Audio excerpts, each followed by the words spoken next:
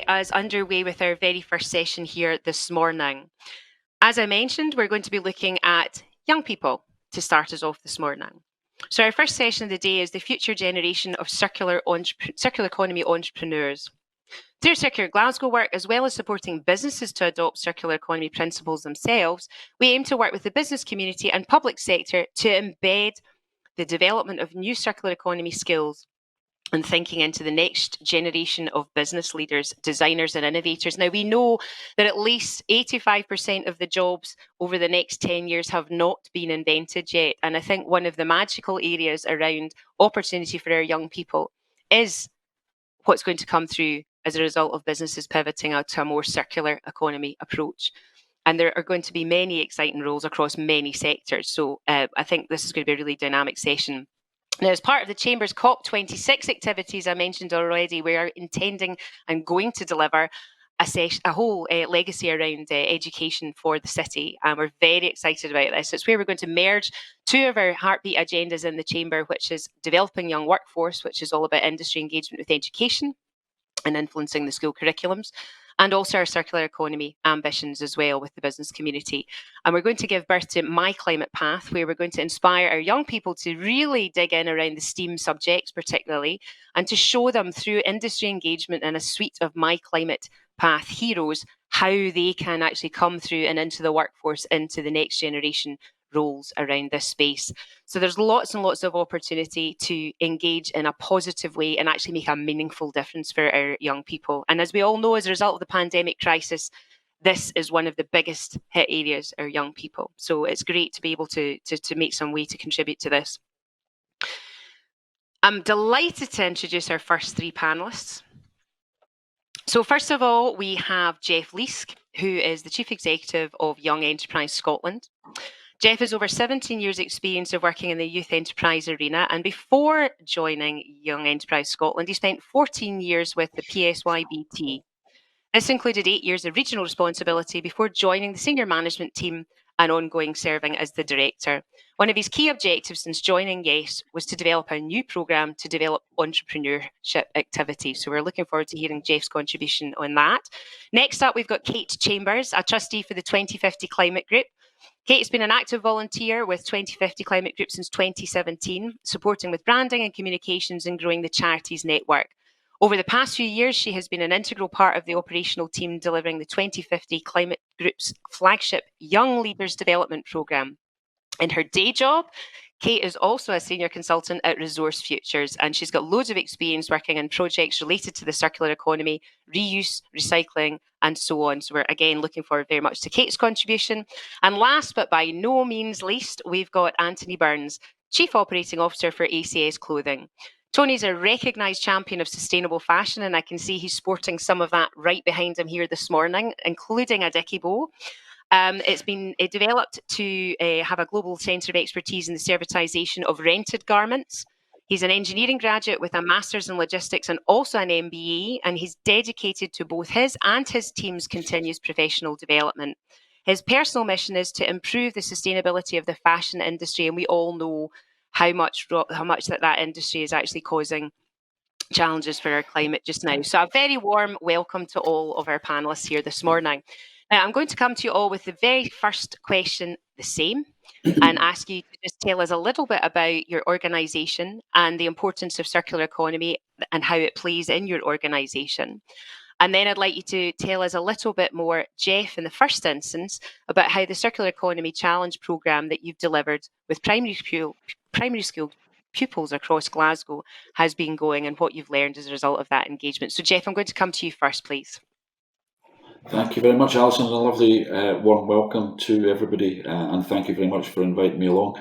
At Young Enterprise Scotland, our vision is for Scotland to be a place where all young people are given the opportunity to have a rewarding future in life and work, no matter where they start their journey. And we deliver that through a strategic aim of enabling enterprise for all. And Enterprise for All means what it says, it does what it says on the tin. And we do that through practical learning by doing, enterprise experiences in primary, secondary and tertiary education. In terms of our circular economy agenda, We are very grateful to the work with Glasgow Chamber of Commerce and Circular Glasgow over recent years, who have helped us to develop our Circular Economy Challenge, which is aimed at doing two things. It's firstly enabling and improving understanding of what a circular economy is within young people, particularly in primary schools and lower years in secondary schools. And it's also developing the skills, those meta skills that young people are going to need for those 85% of jobs that you rightly referred to, Alison, that have not yet been invented yet, to give it that term. So the Circular Economy Challenge is hugely important to us at Young Enterprise Scotland in helping us to enable enterprise for all. Thank you very much for that, Geoff. Now, next I'm going to come to Tony. Again, if you could give us an overview of ACS and how important circular economy is to your organisation, but could you also tell us a little bit about the initiatives or projects that you've implemented at ACS Clothings to engage young people in the community, for example, your biodiversity bubble? Okay, thanks, Alison. Yeah, I'm Tony. I'm Chief Operating Officer at ACS. ACS, we are Europe's largest rental and resale fulfilment centre. We're based at Eurocentral, just outside Glasgow. We employ 150 staff, all green jobs, paying the real living wage. Our business streams, they're all inherently circular: clothing rental, resale, re-commerce. And for the partners we work with, the brands and retailers, they're particularly attractive because they enhance their profitability, but they also allow these partners to embrace sustainability and embed circular practice within linear business models. And that's particularly pertinent because we're part of the fashion industry. And as you quite rightly said, Alison, the fashion industry has got a horrific reputation for the damage it does to the environment and also to the people working in supply chain. So that's why we have a strong environmental approach and also a social agenda. It's important that we're different from many of these companies. So in terms of what we've implemented, we started by signing the Young People's Guarantee. It's a commitment, collective commitment, but it's only a piece of paper. We need to back it up with doing the right thing. So we've established a foundation apprenticeship programme with New College Lanarkshire. Students from New College Lanarkshire on site doing projects. We have 4 graduate apprentices on site as well. All young team leaders are working towards a management degree in their time with ACS. We also have engaged with the Kickstart scheme. We have 16 staff on site, and they're all realising SVQs in their time with ACS. We've set up ACS as an SQA accredited training centre. We offer vocational qualifications in logistics and textile care. Textile care is very bespoke to ACS, bespoke to clothing rental. We've also got a Kickstarter working in our marketing department, so we're giving him an appropriate vocational qualification in that area. We're working with DYW. We've attended careers fairs with them. And in terms of the biodiversity bubble, Alison, we're very aware of the fact that we are a logistics site, and we don't want to be a big sort of tin shed with broken pallets in the yard and cardboard and plastic blowing about. So we'll set up a biodiversity bubble round about the site. So we've got beehives on site, we've got wildflowers, we're planting more trees. This year, we will have a polypropylene tunnel with fresh fruit and vegetables in it. And we'll have some SENSE students working, tending that area. The team at New College Lanarkshire are actually helping us with building this biodiversity bubble. It's all from recycled materials. We've also, in terms of disabled staff on site, we've engaged with the No Limit scheme. We have 2 staff starting soon who are with us for a 1-year placement. Hopefully at the end of it, we can offer them jobs. Off the back of it, we've got other things like CSR projects, cleaning school uniforms for local schools, the high schools and the feeder schools, because we're in a deprived area. So, we're trying to do as much as we can to engage with young people and circular economy projects. Now, Anthony, just when you're saying that, can you just tell us a little bit more about what you're finding the young people are saying to you as you're going through that engagement process? Because I think the most popular images we see are people standing with placards in days of old and crowds and squares and so on and so forth. So how are you finding they're bringing that passion into your business, and what does that look like for you? Well, we've always tried to engage with all our staff, but particularly young people, as you say, they bring a passion and energy and enthusiasm, and they're more engaged. They realise more the damage that we've done to the environment, but they're also they're part of the solution. So their energy and enthusiasm about new ideas about how we can do things, and they adopt certain business models and change quicker than maybe the rest of us that have been doing things and experiencing retail for many years. So they're much more inclined to change and do things in a different manner because one, it supports change, and they're happy to sort of use their voice power to realise change and to engage with politicians to ask them to act quicker and go further.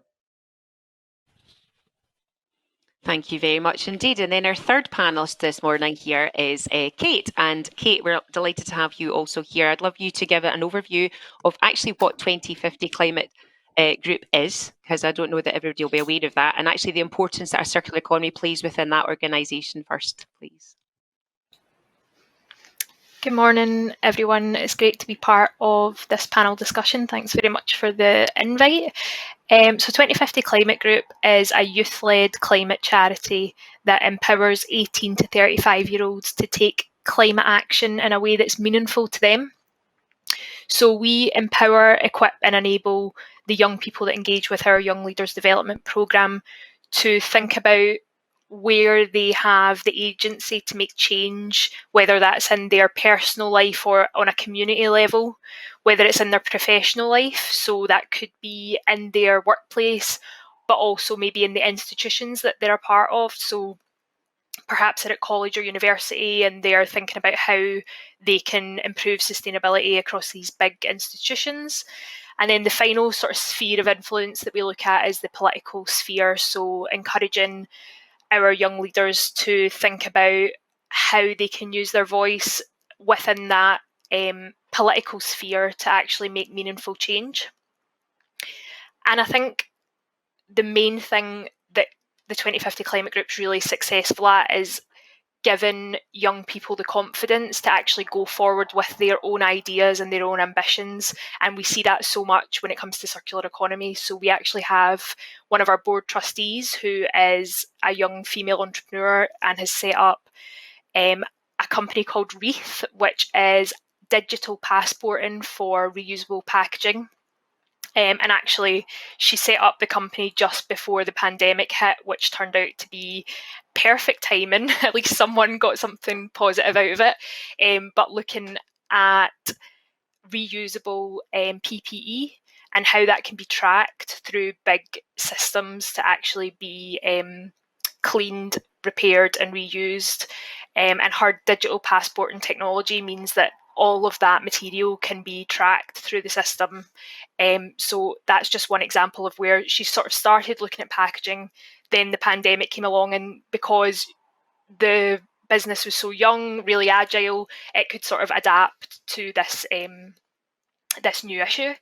Another example of circular economy that actually came out of one of our young leaders who took part in the programme was a SEPA employee who actually went on to start their own business in clothing rental. So Cioda is just launched a couple of years ago, and it's sort of formal wear but also workwear clothing rental, online rental platform. So that's just two examples of sort of young people who have been part of our charity, who have then sort of got the skills and the knowledge and also the network, because obviously as a charity we're bringing together all these young people from across Scotland. We now have a network of over 550 young people who want to see climate action, and that network allows our young leaders to kind of tap into this massive knowledge base for their own ideas. So that's something that I've found so powerful about this network, is that in my own life, working as a circular economy consultant, at the moment I'm working on fishing and aquaculture gear reuse and repair. So these big sort of bulky pieces of equipment, and how we can actually get more value out of this material at end of life. And suddenly I've got this huge network of really passionate young people who work across all different industries in Scotland that I can just reach out to and know, oh, actually there's someone over there who might be in the agriculture sector and could potentially be really interested in this material, or another sector, and I know that I can reach out to them. And Scotland's a small place, so we've suddenly got this new generation of under 35s who are all doing exciting work and can connect up with each other, because I think that's the key thing with circularity, is it's about seeing those opportunities, and being really aware of who the right people and the right contacts are to actually make things a reality. Oh, that's terrific. Thank you very much for that overview. And we'll come back to the Young Leader Development Programme maybe in just a little minute. Geoff, if I could go back to you, we obviously have worked with you in the past on the Circular Economy Challenge programme that you were running for quite a long time with the primary schools and so on and so forth. Could you just tell us a little bit more about that, and what you find worked well, and how you managed to engage the young people in this whole ambition to become a more circular economy? It works really well, Alison, and from the early days of working with Glasgow schools, we're now delivering that circular economy challenge to schools across Scotland in different parts of the country, and I suppose that's another potential positive from the COVID experience, is that we've adapted our resources and we've been able to deliver these this programme online. What I think is really attractive to the young people with regard to the Circular Economy Challenge is that it gives them an opportunity to really be expansive, be creative, and to put any preconceived notions or thoughts out of the way. And that's why we particularly chose to work with young people, particularly as an early an age as possible, so that the biggest impact will be felt in future years. The stuff that we see floating around on social media. I just checked our Twitter account there earlier, and I saw something from Bankton Primary School, which I think is in West Lothian, tweeting out some of their ideas yesterday. So it's a delight to see. It's a delight to behold. And I think the other real positive from it, Alison, is that it works upwards as well. So the young people, particularly in that age range, can be very, very influential on their parents, their carers, their grandparents, whoever may come into contact with them.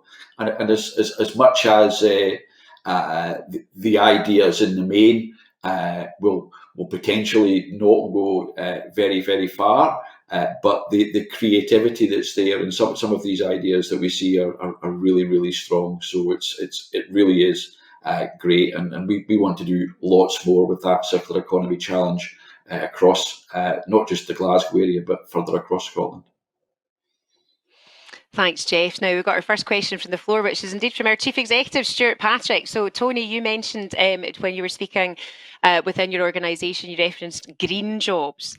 And we actually think there's probably a distinction between green jobs and what could become circular jobs. So it'd be really interesting to understand what your perspective of a green job is within ACS Clothing. And I'll actually come to Kate and Geoff on the same question as well. But I'll start with Tony. I think Tony might have frozen. He was having some technical issues earlier on. So we'll maybe come back to Tony. Kate, can I come to you next? In terms of how you're working with your young people. It was so interesting to hear from Tony about how those green jobs look practically within the business. But I think one thing that was maybe missing from that conversation was the idea of a green job being linked to well-being as well. So one thing that we've been part of at the 2050 Climate Group is the Demystifying Decoupling Group, which was run by Zero Waste Scotland. and looking at how building back after the pandemic isn't just about that sort of economic development, but also looking at creating meaningful, good jobs for young people that actually don't just fulfill a need within our economy, but actually are building upon this wellbeing economy. And I think it's never been more necessary since after the pandemic that actually we've got a sort of mental health crisis on our hands at the same time as climate breakdown and economic recovery. And it's really important that we are thinking about how all of that fits together. And there's no point in just replicating some of the bad practice that was in our traditional jobs and then bringing that through into these green jobs. So that's something that we're really passionate about at the 2050 Climate Group, is actually seeing how we create meaningful work for young people and getting young people involved in that conversation, because something that we find a lot is that young people, yes, they're passionate about climate action and they already have the knowledge in a lot of cases. You know, the under 30s now coming up through into the workforce, we've had the climate education and that part isn't really missing for us. But what is missing is that agency to make change, because a lot of us are in insecure work or potentially just graduating into a really poor labour market, and we don't feel in a position to challenge authority. We just want to get our foot in the door. So it's about how do employers actually make that space for young people to have their voices heard within the workplace, because otherwise you're not going to get those ideas and young people aren't going to feel confident enough to put themselves forward and challenge some of the outdated practices. So I suppose I need to really unpick that a wee bit then. Could you give us a wee bit more insight to what you might mean in terms of the traditional roles that the language that you used there, I think was something weren't quite right, and how we can improve in that? What would that look like for you, Kate?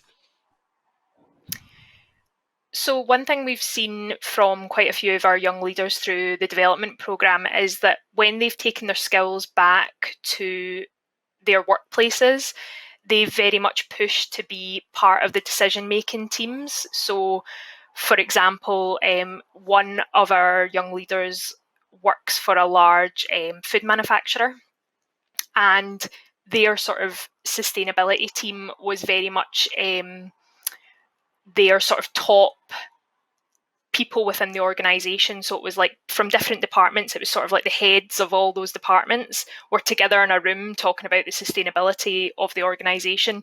And one thing she pointed out after doing the Young Leaders Development Programme was that the average age of that group was quite old. And she was saying, you know, you've not got a diverse group there because you're not getting the input of the next generation. You're not sort of future-proofing your organisation to actually hear what young people within your business actually want to see.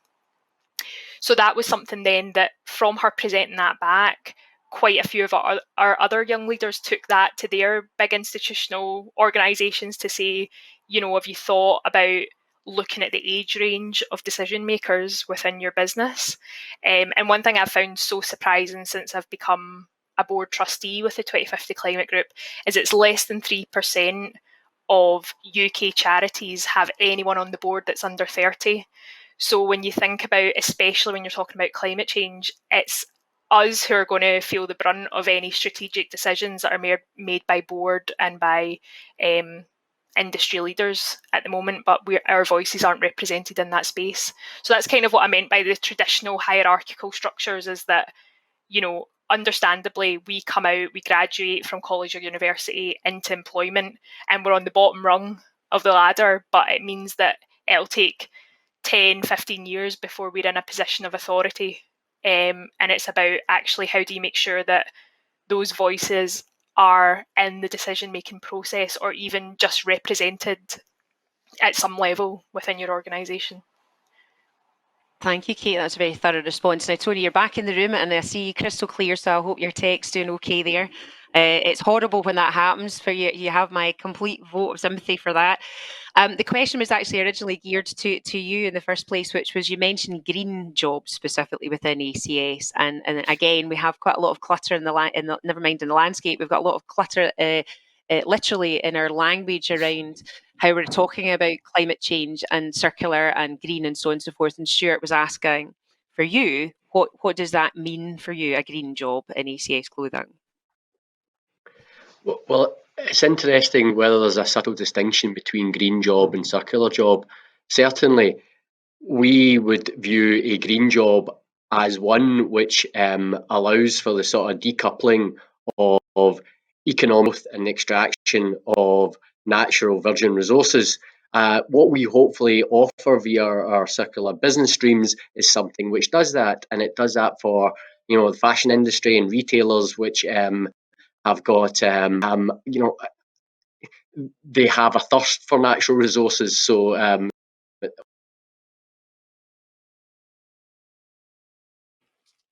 Oh, I think we've lost Tony again. It's such a shame. hopefully. It's really frustrating. Oh, he's back. He's back. Oh no, he's gone. Have we got you back? Yeah, there you are. We've got you back. I'm let me say. Do you want to just Can say you the still last bit again? Because you dropped off. Yes, I can see you and we can hear you, but you just dropped off at the very end of that answer there, Tony.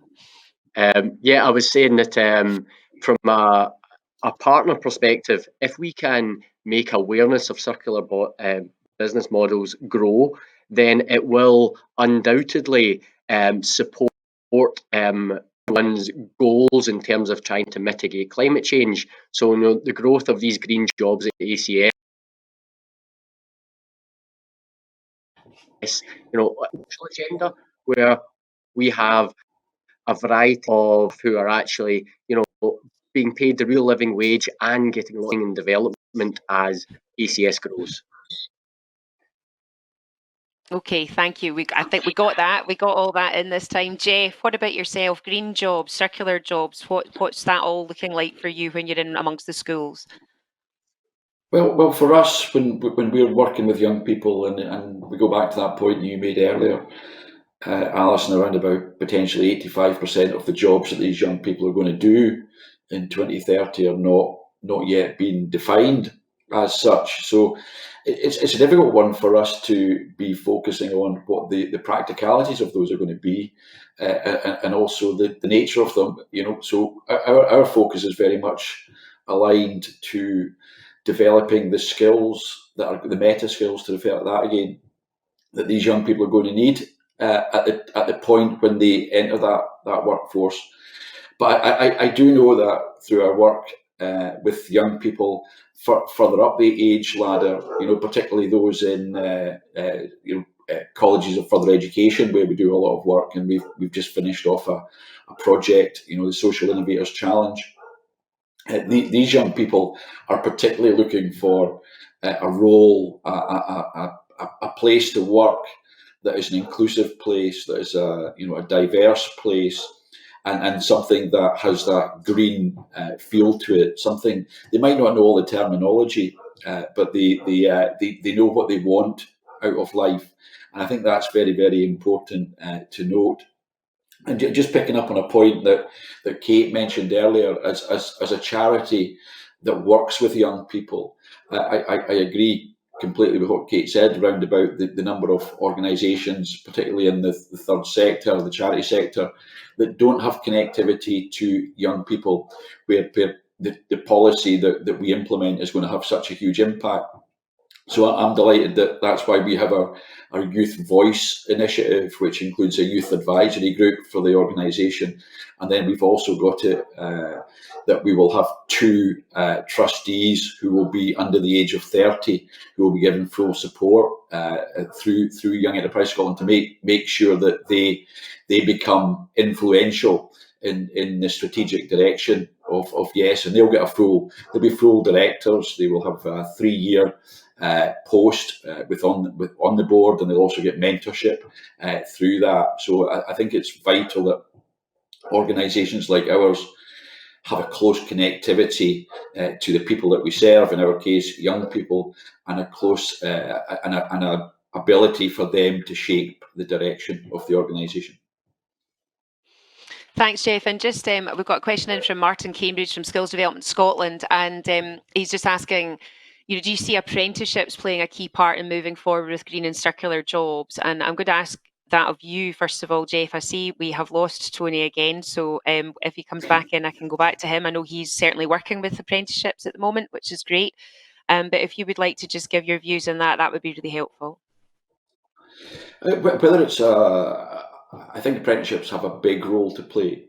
Whatever the terminology might be around about the support that is given to young people when they enter the workplace, that's the important part for me. There's no right or wrong method, but apprenticeships are very important. But it's about how we engage young people when they come into the workforce to make sure they have the wraparound support, that they get given the opportunity to share the initiatives and ideas that they have, because ultimately when somebody is so close to the front line of delivery of whatever that organisation might be, they're the ones that can see the issues that are there for the organisation, and they're the ones, in my opinion, that will have most likely the solutions to be able to solve that issue that's there. So whether it's, I think apprenticeships have a strong part to play, but to me the support and the nurture and the wraparound package that's given to the young people as they enter the workforce is important, no matter what role they take. Okay. Now, Tony, I think you are back in the room again. Oh, no, I'm not seeing him on the screen. He's saying he's logged in here. But Kate, what's your perspective then from your network of 500 young people in terms of the apprenticeship space? Are you hearing much about that? And are you seeing that as being a really helpful tool to take people into the roles that are coming through? To be honest, I don't have much knowledge of the apprenticeship space. I think the only comment that I would really make is going back to that kind of meaningful job and ensuring that whatever route into employment young people are taking, that they've got that security. Because I think the first thing, anecdotally from my own perspective, I've worked in a lot of insecure work throughout my youth, and you're never in a position to feel like you can sort of relax into your job, feel comfortable to then start being positively critical of your organisation, to think, oh, how can this organisation be better? It's only now that I've actually got a job where I feel like my voice as an under 30-year-old is respected and is valued, and that as a young person, you do have a slightly different view on certain issues that your organisation might be facing. For example, I know now working with Resource Futures that I'm very much encouraged to take action within the organisation around digital delivery. So if I've got ideas on how we communicate using video content, using different platforms for sharing, that is very much respected and encouraged. But I know that if I didn't have that security, I would feel, I just want to keep this job. I don't want to rock the boat. I don't want to critique anything. So I don't really know what, I think there's a role for every type of route into employment, but I think there needs to be security for young people to actually feel comfortable in challenging some decisions around circular economy or putting forward their own ideas for change. Now, Tony, if I could come to you, you did talk about apprentices and so on in your own organisation, and the question was coming from Martin Cambridge at Skills Development Scotland about, do you think that apprenticeships are going to have a really important role in moving towards and moving forward with green and circular jobs? Without a doubt. Hopefully you can hear me now. I've swapped to my 3G dongle. So we've had great support from Skills Development Scotland in setting up ACS as an SQA accredited training centre. So, we're seeing lots of growth, really great growth. And, Brexit didn't do us any favours in terms of we lost staff.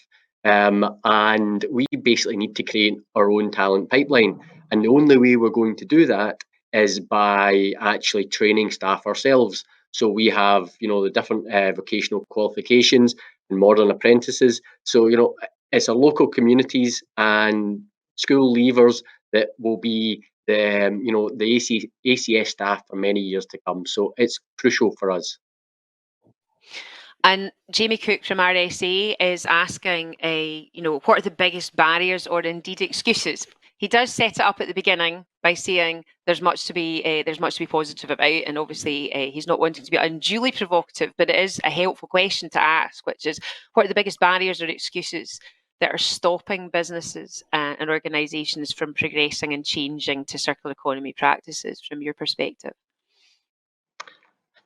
I think one of the biggest barriers is, that it's a cost. It's sustainability is an additional cost, because it isn't. We've found that what we have done on site has, saved us money. And I'll give you some examples.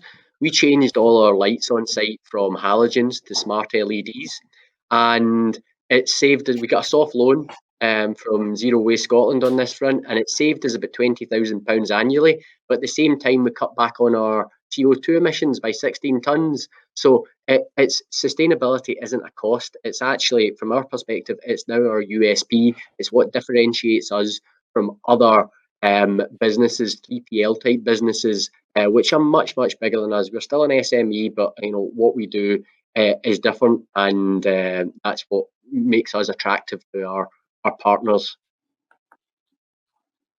And what about you, Kate? What are you seeing in terms of that? In terms of barriers to businesses adopting? Yeah, cost is a really obvious one. But if I just focus on looking at barriers around engagement with youth from the 2050 Climate Group perspective, one thing that I find really interesting is that when we're engaging with potential funders or partners, we often get asked what the financial benefit to the organisation will be in terms of, if they sponsor some places on our Young Leaders Development Programme, what cost savings could they gain? As Tony just said, if they switch to more sustainable practices, is there a cost saving there? And I think for me, it's frustrating not to see that you're sort of investing in talent for the future. So I think there's so much still around short-term gain rather than thinking, well, what would be our long-term cost saving if we had a young workforce who are committed to our brand, who get the identity of our organisation, who've been part of shaping and future-proofing this business, and moving and transitioning to a circular economy is such an amazing opportunity to hold on to really great talent. And I think that because these kind of benefits don't have a cost attached to them right now, or there's so many externalities where you sort of think, oh, well, I don't really know how to cost that up, that's meaningless, when actually I think it would be really good for businesses to look at the long-term impact of holding on to talent. And how do you think businesses could do that in a more vigorous way then, if you think that's a good way forward? So as I said about that sort of offering agency, and I think Geoff talked about it as well, like the more inclusive workplaces, when he's speaking to young people, he is hearing that actually they want to do meaningful work, they know what they want from a workplace, but they can't find it when they're graduating maybe, or when they're coming out of further education.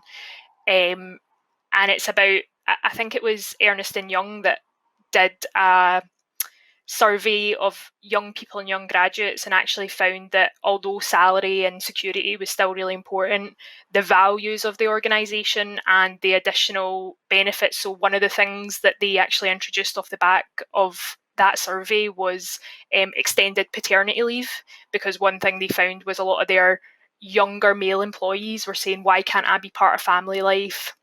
I want to have better well-being, I want to spend more time at home or have more flexibility. So coming back to what I said before about, I think green jobs aren't just about cutting carbon, they're about creating a culture that is more positive for all your staff, and actually having those opportunities to ensure that staff actually have this opportunity to contribute positively, see their work actually make a difference within the workplace, but then also have these other well-being benefits in addition to traditional labour. Okay, and Geoff, what about you? What's your perspective then? I mean, you're working across, obviously, predominantly the education sector, but you're also working a lot with businesses. So what are you seeing as potential barriers for businesses and organisations to change over to circular economy? It's probably building on what both the other panelists have said. In the first instance, it being the investment that's required to make those changes. But I think riding over the top of that is that, and this is just not a Scottish issue. This is a global issue. It's the short termism. It's the nature of the world that we we live in. And if you think of political life cycles being 4 to 5 years, and in some parts shorter than that, if you compare, the impact that we can have on the planet, that 4 or 5 years is a micro dot in terms of the time that the world has existed, and yet significant changes, significant decisions are still being made on the basis of 1 year budgets, 3 year budgets, whatever it might be. And in actual fact, we need to be looking far, far longer term.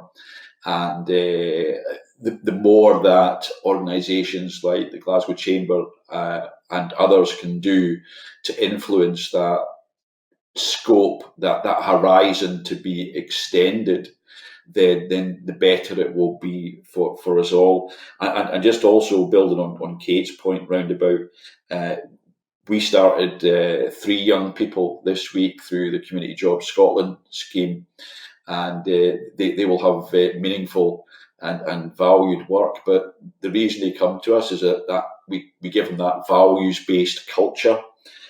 We give them the support that they require, and we're recognising about it's developing them for the journey that they're going to go on through their life, and not expecting that we own them for any significantly long period of time.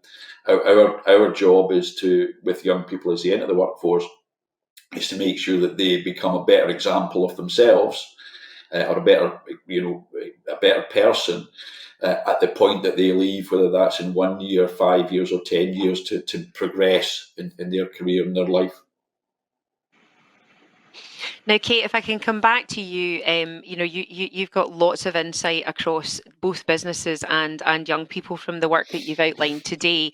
I mean, can you provide some tips on how businesses might be able to better engage with their youngest members of staff now moving forward? You've outlined some of the cultural change issues, but how are businesses talking about circular economy specifically, and how can that draw people in? And I am going to come back to Geoff on this, because the language that you will use with the young people, and particularly in the primary schools, I'm going to hazard a guess is going to be quite a lot different. So I'll be really interested to see how that translates, and then how Tony's actually taking that out through his own business. Well, obviously I'm going to do a shameless plug for the 2050 Climate Group, that if you are a business, you should definitely come and speak to us. And I know Tony's actually been one of our speakers in the past, which was amazing to actually get that practical example of what businesses are doing presented to our young people. And I know that was really influential in some of the actions that our young leaders actually took off the back of Tony's presentation. So I would definitely invite anybody here today to get in touch with me and understand whether or not we could work in partnership with your business to engage with our large network of young leaders. And on the point about sort of terminology and language, I think the main thing for me that I find working in circular economy in my day job, and also thinking about my role as a trustee with the 2050 Climate Group, is that so often we speak in terms of reduction. So because we're talking about carbon emissions, we're talking about how do we reduce carbon emissions, but it very much quickly becomes a conversation about reducing quality of life as well. And I don't think we mean to do it, but it becomes sort of like, what are we giving up? And I think businesses need to be careful that they don't frame a change to circular economy as reducing quality and opportunity, because I completely disagree with that. I think there's so much opportunity to improve so many different ways of working. I mean, even if you think about bringing skills back to Scotland, you know, young people want meaningful work. That's something that Geoff highlighted. They want to work in inclusive companies. They want to do something that they feel has an impact on making the world a better place. And circularity can do that and also give young people the skills to contribute to their local economy. And I think when you look at remanufacture, repair, the work that Tony does in actually keeping textiles in use, giving young people the skills to actually have the ability to keep resources in use for longer, that is so empowering and so inspiring. I know as a young person myself, being caught up in this linear economy and feeling as though you've got no options and, oh, why are we so wasteful? Why is it so difficult to change? Actually, as a business, you've got the opportunity to say, well, here's another way of doing things, and it's profitable and it's successful, and you can be part of that change within your workplace. So I think that's the main thing around language, is sort of like present it as an opportunity to your staff to get creative and to think, how can we make this better, rather than saying, let's reduce emissions, because that just doesn't inspire anybody. Oh, that's really an inspiring and insightful the way you've laid that out. I think on the network thing, I think we all understand the power of networks, and that's why you know, gigs like today are really helpful, because it's a network. It's like the entrepreneurial exchange. I think we've got John Anderson in here as well, who used to be the chief exec of that in days of old. It's about having people who are interested in progressing and developing, and the power of inspiration of case studies that helps that. So in the spirit of, I would say that Circular Glasgow Network, the Chamber, would be happy to have a discussion with you on maybe a joint gig with your network and our network, because the more people we have all going in a positive direction for the sustainable economic growth agenda, I think the better for all. So thank you for that. Now, Geoff, in terms of your work in primary schools, how have you convinced the little Diddies? I will say Diddy, I have a wonderful daughter who is in that category herself. So how have you taken that whole hugely complex economic agenda into our very youngest people when you've been working with them? Well, it builds on a lot of what Kate said. You know, it's about the language that you use, and making sure that that is a positive language, and it's about demonstrating to the young people that, you know, the small changes and the ideas that they have can be hugely impactful.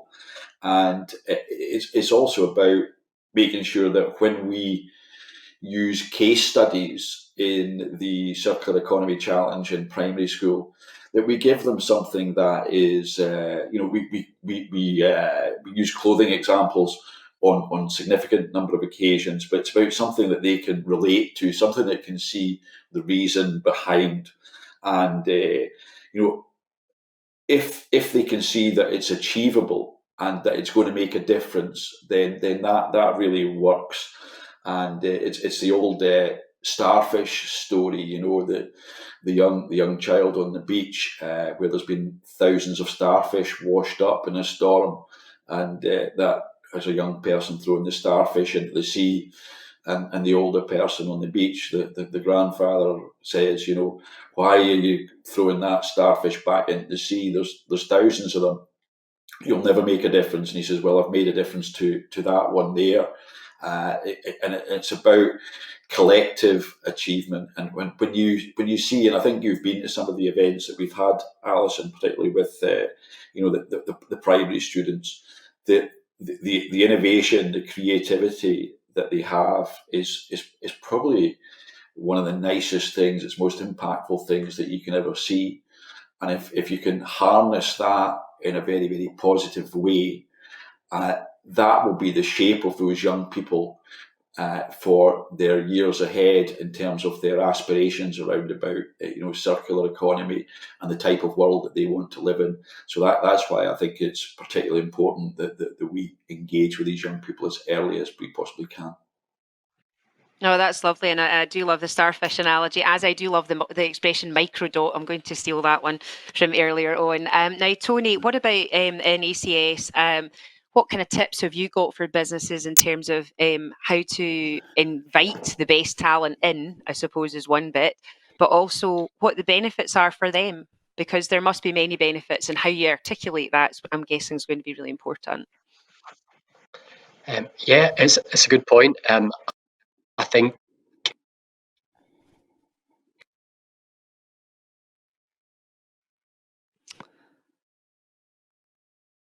Oh, what a shame.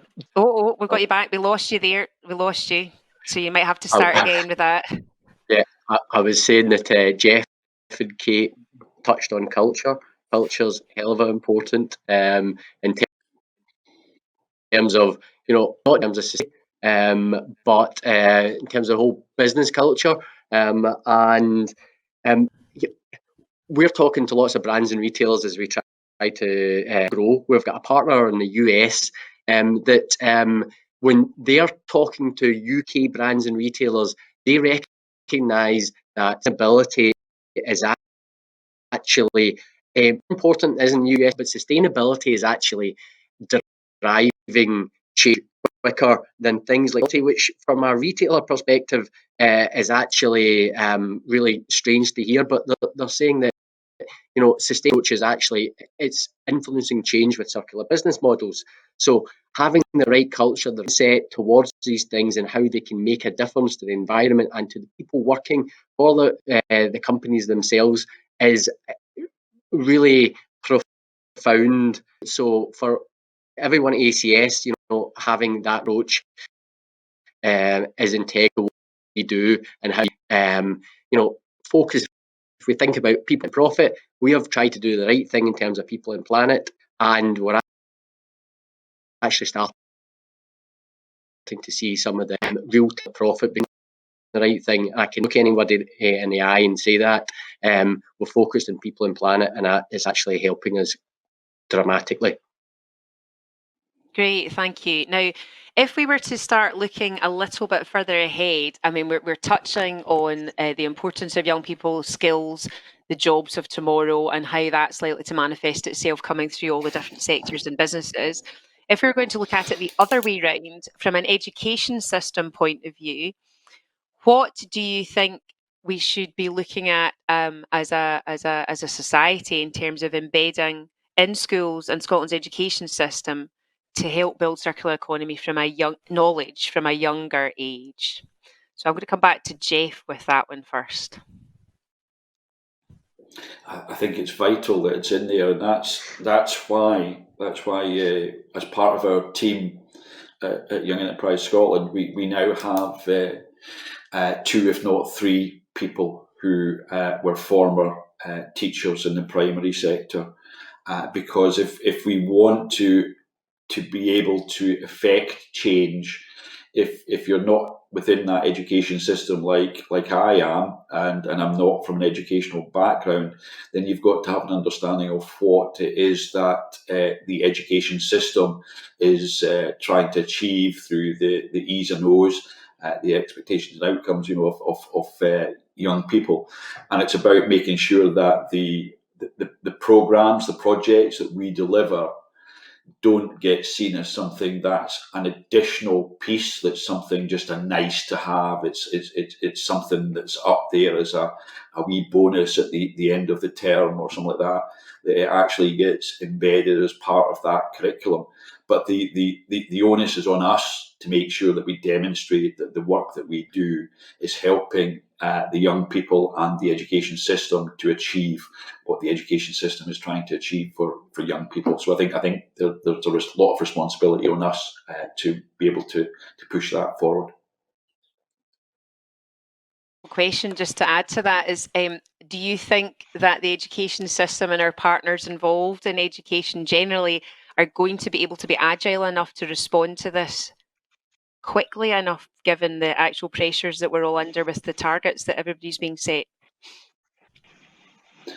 I'm always a positive person, so the short answer to that is yes, and we have to try to do that. We've seen what's been achievable in the last 12 months, so why would we not be positive? Look what not just our organisation but hundreds of organisations across the country have managed to achieve.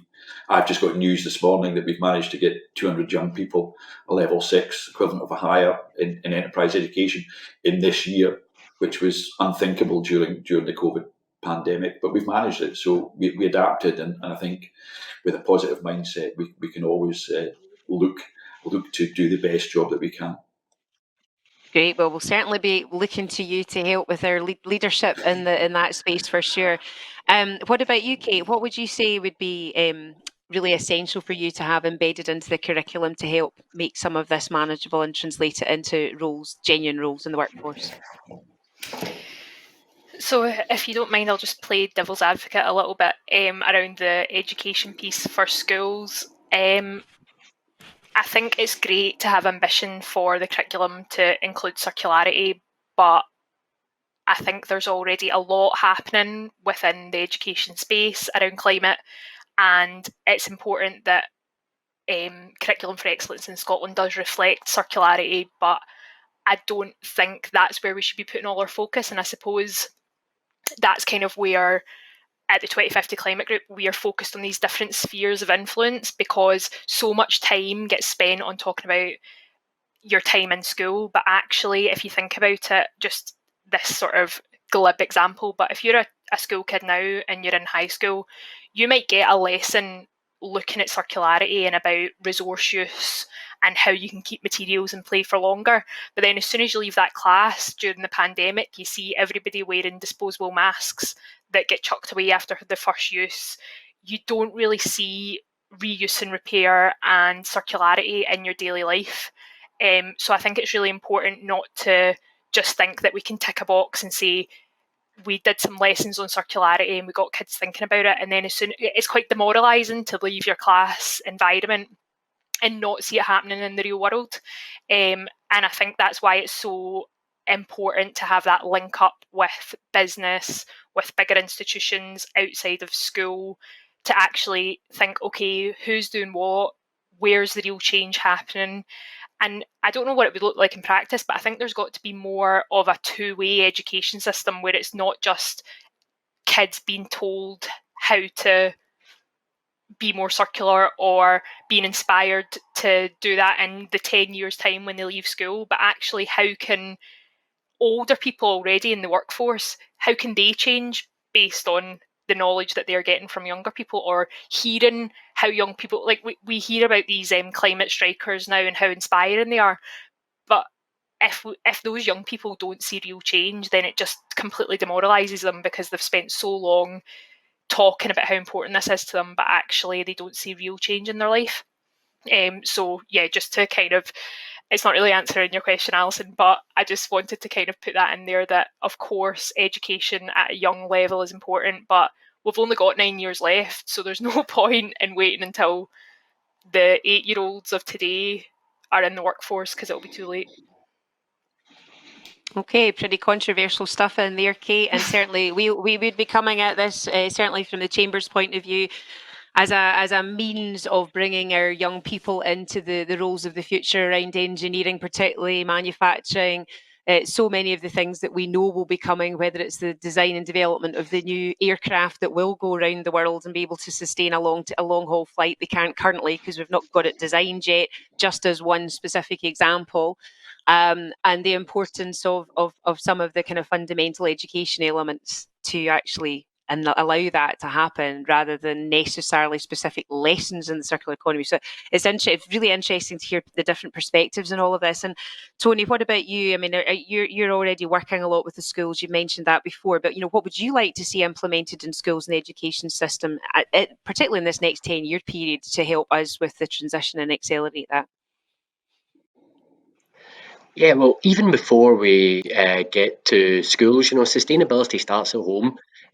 We should teach children about the value of resources at schools. I would have in the curriculum sewing as part of it, because it's a course that we find really difficult to actually find in the UK, and it's something that takes a long time to train. So we'd have that as part of the curriculum at schools, but supporting what we've done, but also for children as well, is more collaboration with organisations like Zealand and Home Energy Scotland. I'll give you some examples with Home Energy Scotland. During lockdown, we ran courses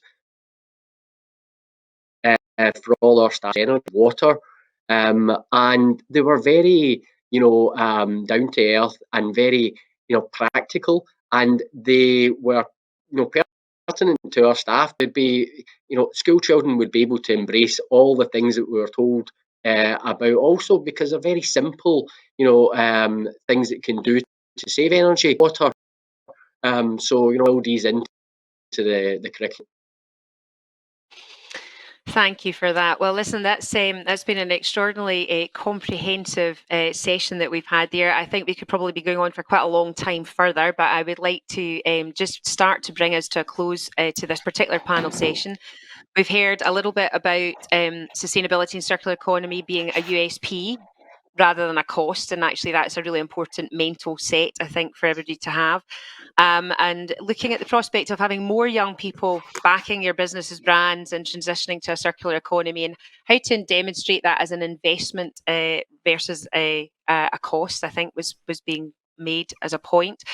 The prospect of circular opportunities and jobs around economic growth, but also well-being. So that integrated response and the kind of cultural relation of those 2 points.